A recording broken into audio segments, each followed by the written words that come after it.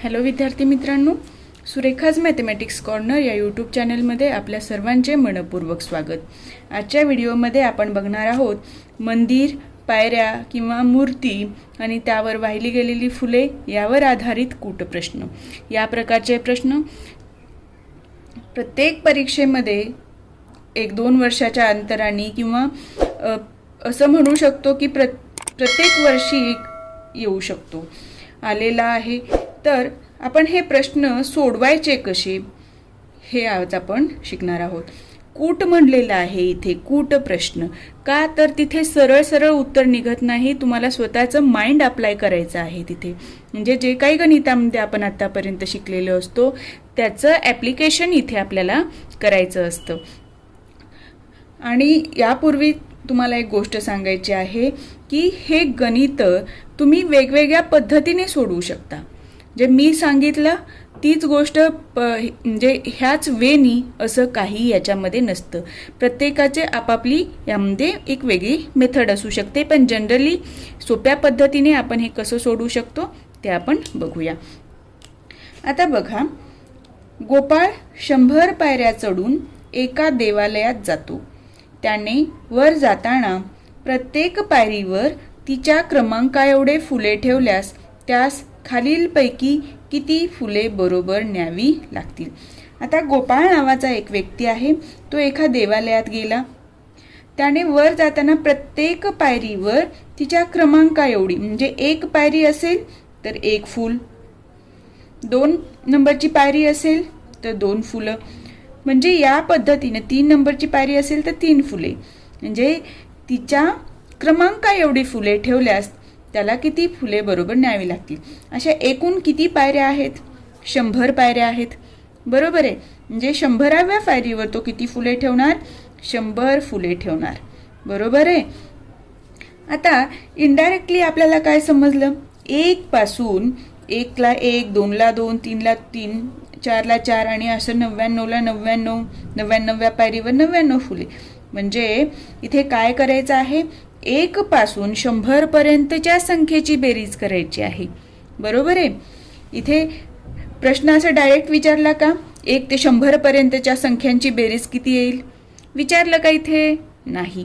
कसं विचारलं की 100 पायऱ्या आहेत, प्रत्येक पायरीवर तिच्या क्रमांका एवढे फुले ठेवली तर किती फुले बरोबर न्यावी लागतील. म्हणजेच इनडायरेक्टली याचा अर्थ झाला की 1 ते 100 पर्यंतच्या संख्यांची बेरीज किती ते तर तुम्हाला काढता येतं, बरोबर आहे. काही लोकांना पाठ पण असेल 1 ते 100 पर्यंतच्या संख्यांची बेरीज एवढी येते, पण त्याचा वापर कूटप्रश्नात कुठे होतो हे समजणं महत्त्वाचं आहे. उत्तर काही लोकांना आतापर्यंत क्लू पण आला असेल की किती आहे आणि उत्तर त्यांनी मार्क पण केलं असेल, पण ते कसं काढायचं बघा.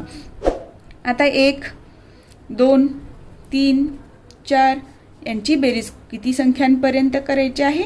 100. पहिल्यांदा लिहून घेतली. आता काय करायचे? हीच संख्या उलट लिहून घ्यायची. 100 अधिक 99 अधिक 98 अधिक 97 अधिक 2 अधिक 1.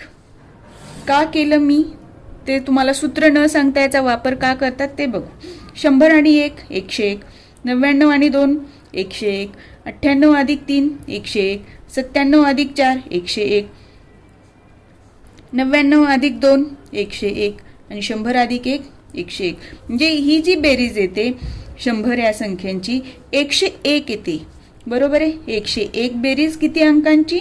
100 अंकांची. पण ही बेरीज किती वेळा झाली? ही इकडे गेली तेव्हा 1 वेळा आणि इकडे आपण घेतली संख्या लिहून तेव्हा 2 वेळा. म्हणून आपण काय करायचं? भागिले 2 करायचं. बे 1 बे, बे 5 10 0. म्हणजे 101 गुणिले 50 बरोबर काय येणार? 0 5 1 5 0 5. म्हणजे एकूण किती फुले न्यावी लागणार? ही 1 ते 100 अंकांची संख्या आहे 5050, आणि मग त्याला किती फुलं बरोबर न्यावी लागणार आहेत? 5050. तर ऑप्शन नंबर 2 हे झालं याचं करेक्ट आन्सर. कुठलीही संख्या तुम्हाला जर विचारलं की 1 ते 20 पर्यंतच्या अंकांची बेरीज किती, किंवा 1 ते 20 पर्यंतच्या पायऱ्यावर किती फुले ठेवावी लागतील, तर काय करायचं? 1 2 3 असं सरळ लिहून घ्यायचं 20 पर्यंत, आणि त्यानंतर काय करायचं? 20 19 आणि असं उलट लिहून घ्यायचं. म्हणजे आपल्याला इथं बेरीज मिळते 21 आणि ती किती वेळा मिळालेली आहे? 20 वेळा मिळालेली आहे. म्हणजे 20 गुणिले 21 गुणिले भागिले 2 बेक बे बेक बे 0 म्हणजे 10 आणि 21 210. म्हणजे 1 ते 20 पर्यंतच्या पायरीवर किती फुले ठेवावी लागणार? 210 असं येतं. किंवा यासाठी एक सूत्र आहे n+1 डिवायडेड बाय 2. म्हणजे n म्हणजे काय? 100 पायऱ्या. n+1 म्हणजे काय? 101 भागिले 2. या पद्धतीनं सुद्धा तुम्ही ते सॉल्व करू शकता. तर यातली जी तुम्हाला सोयीस्कर वाटेल ती मेथड तुम्ही यूज करा. पण इथे ॲप्लिकेशन कुठल्या गोष्टीचं झालं? 1 ते 100 पर्यंतच्या अंकांच्या बेरजेचं. म्हणजे इथे कूट प्रश्न आहे हा. तुम्हाला आतापर्यंत मिळवलेल्या ज्ञानाचा इथे काय करायचा आहे? वापर करायचा आहे. आता आपण पुढचा प्रश्न बघूया जो यापेक्षा वेगळा असणार आहे. आता इथे बघा, समजा प्रत्येक मूर्तीला फुले अर्पण करण्यापूर्वी अनिलच्या हातात असलेली फुले प्रत्येक वेळी दुप्पट होतात. प्रत्येक वेळी काय होतात? दुप्पट होतात. अनिलने मंदिरात 3 मूर्तींना, किती मूर्त्या आहेत? 3 मूर्त्या, समान फुले अर्पण केली. कशी? समान फुले अर्पण केली. तिसऱ्या मूर्तीला फुले अर्पण केल्यानंतर जर अनिलच्या हातात एकही फूल शिल्लक राहिले नसेल तर, म्हणजे अनिल नावाचा हा व्यक्ती 3 मूर्त्या आहेत, त्या तिघांना काय केलं? समान फुले वाहिलीत. पण पहिल्या मूर्तीला जेवढी फुले वाहिली त्याची उरलेली जी काही फुले असतील त्याच्या काय झाली? फुले ती दुसऱ्या मूर्तीला वाहण्यापूर्वी दुप्पट झाली. दुसऱ्या मूर्तीला वाहिली तर उरलेल्या फुलांची दुप्पट झाली. या पद्धतीने काय झालेले आहेत? फुले अर्पण केलेले आहेत आणि शेवटी त्याच्या हातामध्ये एकही फूल शिल्लक राहिलेलं नाही. यावर आधारित 2 प्रश्न इथे 2 पद्धतीने येऊ शकतात. कुठं कसे ते बघा. सुरुवातीला अनिलच्या हातात कमीत कमी किती फुले होती? म्हणजे स्टार्टिंगला किती होती ते विचारलेलं आहे. आणि दुसरा प्रश्न असा विचारलेला आहे की अनिलने प्रत्येक मूर्तीवर किती फुले अर्पण केली? म्हणजे तुम्हाला ह्या 2 प्रकारे या प्रकारचे प्रश्न येतात. आता या प्रश्नांची उत्तरं काढताना काय करायचं? या प्रकारच्या प्रश्नांची उत्तरं काढताना नेहमी आपण ऑप्शन थ्रूच जायचं. लक्षात ठेवा, ऑप्शनच वापरायचा, दुसरा कुठलाही मेथड इथे यूज करायची नाही, म्हणजे तुमचा वेळ वाचेल. आता आपण पहिल्या प्रश्नात बघूया. पहिला ऑप्शन आहे 6. ठीक आहे. आता आपली ही पहिली मूर्ती आहे, ही दुसरी मूर्ती आहे, ही तिसरी मूर्ती आहे. ठीक आहे. आता 6 फुलं आहेत सुरुवातीला आणि तो काय केला? प्रत्येक वेळी दुप्पट होतात. पहिल्या मूर्तीला जर फुलं व्हायचे असतील तर याची दुप्पट झाली. म्हणजे किती फुले झाली? 12 फुले झाली. यापैकी अनिलने काय केली? काही फुले पहिल्या मूर्तीला वाहिली.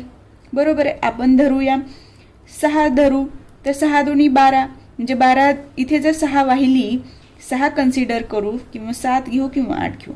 ठीक आहे. 6 फुले वाहिली तर 6 राहिली गुणिले 2 म्हणजे 12 वाहिली. म्हणजे इथे 6 घेतलं दुसऱ्या मूर्तीला, कारण समान म्हटलंय ना. कुठली कंडिशन पण काय? तिन्ही मूर्तींना समान. पण इथे 6 घेतलं तर इथे 6 उरतात आणि 12 होतात. म्हणजे हा ऑप्शन इथे कट झाला 6 फुले वाहण्याचा. 6 फुले घेतली, 12 पैकी 7 वाहिली, म्हणजे उरली किती? 5. 5 दोन्ही 10. 10 पैकी इथे जर 7 वाहिली तर उरतात किती? 3. पण 3ची दुप्पट झाली 6, म्हणजे हा पण ऑप्शन कट झाला. आता 8 बघूया. 8 गेली तर 4 उरतात फुलं, 4 दोन्ही 8, म्हणजे इथेच याचा ऑप्शन कट होतो. म्हणजे पुढे शिल्लकच राहत नाही तिसऱ्या मूर्तीला व्हायला. बरोबर आहे. म्हणजे 6 ऑप्शन काय झाला? इथे कट झालेला आहे. आता पुढचं ऑप्शन घेऊया 8. 8 गुणिले 2 एकूण किती झाली फुलं? 16. 16 पैकी आपण 8, 9, 10 घेऊया. ठीक आहे. किंवा 7 पण घेऊ. आता 7 जर घेतली, 16 पैकी जर 7 वाहिली तर किती उरतात? 9 7 16. इथे दुप्पट होणार. 9 दोन्ही 18. 18 पैकी जर 7 वाहिली तर शिल्लक किती राहतात? 11. आणि डबल होणार आणि ह्या इथे होणार नाही. म्हणजे 8 घेतली तर किती राहणार? 8 राहणार. म्हणजे इथे राहणार किती? 8 दोन्ही 16. ठीक आहे. 16 पैकी 8 वाहिली तर दुप्पट होणार. इथे तिसऱ्या मूर्तीला डबल होणार. तो पण ऑप्शन क्लिअर होत नाही. आता जर बघा 9 घेतली. 9 जर घेतली, 9 7 16, 7 दोन्ही 14. 14 फुले झाली दुप्पट इथे. बरोबर आहे. आता 14 पैकी जर आपण काय म्हणलं? 9 फुले. 9 फुले इथे दुसऱ्या मूर्तीला जर वाहिली, 9 5 14 म्हणजे 5 उरली आणि तिसऱ्या मूर्तीला वाहण्यापूर्वी ही काय होतात 10 होतात. म्हणजे हाही ऑप्शन येणार नाही. ऑप्शन नंबर 2 पण काय झाला कॅन्सल झाला. आता आपण ऑप्शन नंबर 3 कन्सिडर करूया. म्हणजे ही गोष्ट बघा ती तुम्हाला लक्षात ठेवायचं आहे की प्रत्येक मूर्तीला 3 समान फुलं आहेत आणि पहिले मूर्तीला वाहण्यापूर्वी हातातली फुलं काय होतात दुप्पट होतात. त्या पद्धतीने करून बघायचं. तर तिसरं ऑप्शन 7 फुलं बघू. आता 7ची दुप्पट काय झाली 14. पहिल्या मूर्तीला जर आपण 8 फुलं वाहिली तर बघूया 8 वाहिली तर शिल्लक किती राहिली 6. ह्याची काय होणार इथे दुप्पट होणार. म्हणजे ह्या दुपटीपैकी आता 8च व्हावी लागेल. पहिल्याला 8 वाहिली तर दुसऱ्यालाही 8च व्हावी लागेल आणि तिसऱ्यालाही 8च व्हावी लागेल. लक्षात येते कारण प्रत्येक मूर्तीला काय सांगितली समान फुले.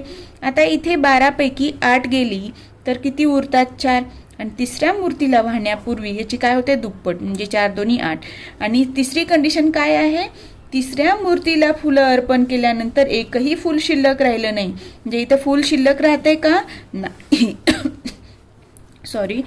तर प्रत्येक मूर्तीला 8 8 8 झाले आणि तिसऱ्या मूर्तीला अर्पण केल्यानंतर इथे 0 शिल्लक राहतं. बरोबर आहे. तर सुरुवातीला अनिलच्या हातात कमीत कमी किती फुले होती तर सुरुवातीला अनिलच्या हातात कमीत कमी 7 फुले होती. हे आपल्याला ऑप्शन थ्रूच जायचं आहे. या पद्धतीने तुम्ही करून बघायचं आणि जेव्हा इथं अप्लाय होत नाही कंडिशन त्यावेळेला पुढे त्याचा ट्राय करायचं आणि ते तिथेच सोडून द्यायचं आणि पुढच्या ऑप्शनकडे जायचं. तर ऑप्शन नंबर 3 हे झालं करेक्ट आन्सर. आता यावर आधारितच बघा पुढे एक प्रश्न विचारलेला आहे. अनिलने प्रत्येक मूर्तीवर किती फुले अर्पण केलीत. आता प्रत्येक मूर्तीवर किती फुले अर्पण केलीत अनिलने 8 फुले अर्पण केली आहेत. तर ऑप्शन नंबर 1 हे झालं याचं करेक्ट आन्सर. या 2 पद्धतीने तुम्हाला प्रश्न विचारू शकतो किंवा तिसरा प्रश्न असाही येऊ शकतो की एकूण किती फुले अर्पण केली. 3 मूर्तीवर अनिलने एकूण किती फुले अर्पण केली तर 8 1 8 8 2 16 8 3 24 म्हणजे एकूण फुलं किती अर्पण केली 24. या पद्धतीनेही प्रश्न येऊ शकतो. म्हणून आधी आपल्या कन्सेप्ट क्लिअर करा म्हणजे यावर आधारित कुठलाही प्रश्न विचारला तर तुम्हाला तो सोडवता येईल. ह्या सगळ्या कंडिशन फुलफिल होतात का ऑप्शनमध्ये बघायच्या आणि त्यानुसार मूव ऑन व्हायचं. आता आपण पुढचा प्रश्न बघूया. बघा प्रत्येक प्रश्न हा वेगळ्या पद्धतीचा आहे त्यामुळे व्हिडिओ शेवटपर्यंत बघा म्हणजे तुम्हाला त्याचा नक्की फायदा होईल. आता बघा राम मंदिरात जातो व प्रत्येक वेळी पायरीवर पायरीच्या क्रमांका एवढे फुले ठेवतो. जर त्याला मंदिरात पूर्ण पायऱ्या चढण्यासाठी 1275 फुले लागली असतील तर त्या मंदिराला एकूण पायऱ्या किती. आपण पहिल्या गणितामध्ये काय विचारलं होतं 100 पायऱ्या आहेत तर एकूण फुलं किती लागणार. त्यावेळेला आपण काय केलं होतं 100 पायऱ्या आणि 101 फुलं लागणार. कसं केलं होतं ते तुम्हाला माहिती भागिले 2 आणि याचं हे करून उत्तर काढलं होतं. बरोबर आहे. आता इथे काय दिलेलं आहे डायरेक्ट काय दिलेलं आहे एकूण पायऱ्या काढायचे तर आपल्याला फुलं दिलेले आहेत. पहिल्या गणितामध्ये आपण काय काढलेलं फुलं काढली होती पण इथे काय काढायचं आहे पायऱ्या काढायचं आहे. मग अशा वेळेच्या काय करायचं आहे एकूण काय दिलेले आहेत फुलं दिलेले आहेत 1275. आपल्याला काय काढायचे आहेत पायऱ्या काढायचे आहेत. आता बघा या पद्धतीचे जेव्हा गणित येतं त्यावेळेला जे काही एकूण फुले दिलेली आहेत त्याला काय करायचं 2 गुणायचं आहे. बरोबर ह्या दोन्हींचं काय करायचं गुणाकार करायचं. 2 पंचे 10ला 0 हातचाला 1 2 सत्ती 14 आणि 1 15ला 5 हातचाला 1 2 दोन्ही 4 आणि 1 5 आणि 2 1 2. आता आपल्याला मिळालं 2550 म्हणजे 2550. तर या संख्येपेक्षा जो काही गुणाकार आला त्यापेक्षा लहान पूर्ण वर्ग संख्या घ्यायची. कशी घ्यायची यापेक्षा लहान पूर्ण वर्ग म्हणजे ज्याचा वर्गमूळ पूर्ण निघू शकतो अशी पूर्ण वर्ग संख्या. आता इथं आपण घेऊ शकतो का 2500 घेऊ शकतो. बरोबर आहे. तर ह्या पूर्ण वर्ग संख्येचं काय काढायचं आपल्याला वर्गमूळ काढायचंय. हे 25चं 5 आणि हे 2 शून्यपैकी 1 शून्य. आता 50चा वर्ग बघा येतो का 2500 येतो. तर हा जो कुठला वर्गमूळ येईल त्या काय होतात, त्या मंदिराच्या एकूण पायऱ्या होतात. लक्षात आलं? तर ऑप्शन नंबर 2 हे झालं याचं करेक्ट आन्सर. जर तुम्हाला हे बघायचं आहे की किती फुले 50 पायऱ्या धरून होतात का, तर या पद्धतीने करून बघू शकता तुम्ही.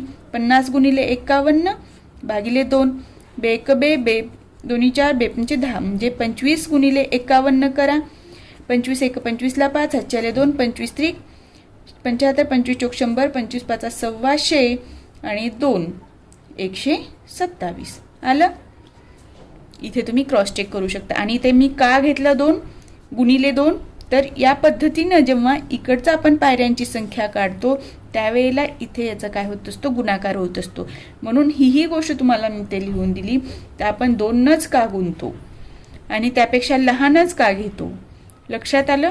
कारण ती पूर्ण वर्ग निघू शकते आणि आपलं आन्सर इझी निघू शकतं. ही तुमची ट्रिक आहे. आणि याच पद्धतीने जेव्हा फुलं दिलेली आहेत आणि पायऱ्यांची संख्या काढायची त्यावेळेला काय करायचं, जेवढी फुलं दिली त्याची डबल करा आणि जे काही गुणाकार आला त्यापेक्षा लहान संख्येचा पूर्ण वर्ग संख्या घ्या आणि उत्तर काढा. यावर आधारित आपण एक शेवटचं गणित बघू, म्हणजे तुमची ही कन्सेप्ट क्लिअर होईल. आता बघा, सुमन सकाळी मंदिरात जाते व प्रत्येक वेळी पायरीच्या क्रमांका एवढे फुले पायरीवर ठेवत मंदिरात जाते. जर तिला एकूण 465 फुले लागली असतील तर त्या मंदिराला एकूण पायऱ्या किती. या प्रकारची गणितं काय असतात माहिती आहे का, एकूण फुले म्हणजे काही संख्यांची बेरीज एवढी आहे तर त्या एकूण संख्या किती, ही जी कन्सेप्ट आहे त्याचाच ॲप्लिकेशन आपल्याला या प्रश्नांमध्ये करायचं आहे. म्हणजे तुम्हाला जर सांगितलं की एका काही संख्यांचा बेरीज एवढी आहे तर त्या संख्या किती, तर या प्रकारचे हे प्रश्न याच पद्धतीने तुम्ही सोडवू शकता. आता काय झालेलं आहे, 465 फुले लागली तर आपल्याला काय करायचं आहे, 465 फुलांची डबल करायची आहेत. बरोबर आहे. बे 5 10 ला 0, हातचा आला 1, बेसख 12 आणि 1, 13 ला 3, हातचा आला 1, 4 त्रिकम 12 आणि 13. बरोबर आहे. आता मला सांगा 1330 पेक्षा लहान पूर्ण वर्ग संख्या कोणती. 5चा वर्ग केला तर 25 येईल, 4चा वर्ग केला तर 1600 येईल, 30चा वर्ग केला तर 900 येईल, 45चा वर्ग केला तर तो येईल 5 5 25, 4 20, म्हणजे हा पण मोठा येईल. म्हणजे याच्यापेक्षा लहान. आता तुम्हाला अजून एक गोष्ट लक्षात येईल तुमच्या, इथे बघा ह्याच्यापेक्षा लक्षात येत नाही ना, 40चा वर्ग 4 चौक 16, म्हणजे याच्यापेक्षा मोठा आहे, ऑप्शन कट. 50चा वर्ग 2500, ऑप्शन कट. याचा वर्ग 5 5 25, 4 5 20, म्हणजे हा पण ऑप्शन कट. उरतं काय, ऑप्शन नंबर 4. या पद्धतीनेही तुम्ही जाऊ शकता. आता 1330 पेक्षा लहान पूर्ण वर्ग संख्या आहे ते 900, कारण मधली 1200ही बघितली आपण, 1100ही बघितली, 1000 बघितली, पण ऑप्शन आहे का इथे नाही. तर अंडररूट 900 म्हणजे 900चं वर्गमूळ काय येतं 30. तर एकूण पायऱ्या किती आहेत, 30 आहेत. लक्षात आलं. जर ऑप्शननुसार गेलात तरी तुम्हाला येतं, पण त्याआधी तुम्हाला काय करून घ्यावं लागेल, इथे डबल करून घ्यावं लागेल. सॉरी, 4 दोन्ही बे 5 10, हातचाला 1, बेसक 12 आणि 13 ला 3, हातचा 8 आणि 1 9. इथे काय 930 आहे. 930 पेक्षा 900 लहान आहे. इथे 1000 आलं ते तेव्हा माझ्या लक्षात आलं की काहीतरी चुकलेलं आहे. म्हणजे 1000 जर आलं असतं तर आपल्याला काय मिळालं असतं, इथं 100 मिळालं असतं, पण इथे ऑप्शनमध्ये कुठे 100 नव्हतं. लक्षात आलं. या पद्धतीने तुम्हाला एकतर ऑप्शनवरून जावा किंवा याच्यापेक्षा लहान संख्या घ्या आणि पुढे सोडा. आता जर समजा तुम्हाला सांगितलं की एकूण फुले लागणार आहेत 575, ठीक आहे, तर त्यावेळेला काय करायचं, गुणिले 2. बे 5 10 ला 0, हातचाला 1, बे 7 14 आणि 1, 15 ला 5, हातचाला 1, बे 10 आणि 1 11, म्हणजे 1150 आलं. यापेक्षा लहान पूर्ण वर्ग संख्या काय येणार, 1000 येणार. मग पायऱ्या किती आहेत ते काढण्यासाठी वर्गमुळात 1000 घ्यायचं आणि त्याचा वर्गमूळ काढा. या पद्धतीने तुम्हाला हे प्रश्न सोडवायचे आहेत. लक्षात आलं. आय होप तुम्हाला सगळं कन्सेप्ट क्लिअर झाल्या असतील. आणि थोडंसं माझं इथे गुणाकारात चुकलं होतं, त्याबद्दल सॉरी. तुम्हाला ह्या गणितांची प्रॅक्टिस करायची आहे, म्हणजे तुमचे या प्रकारची गणितं कधीही चुकणार नाहीत परीक्षेमध्ये.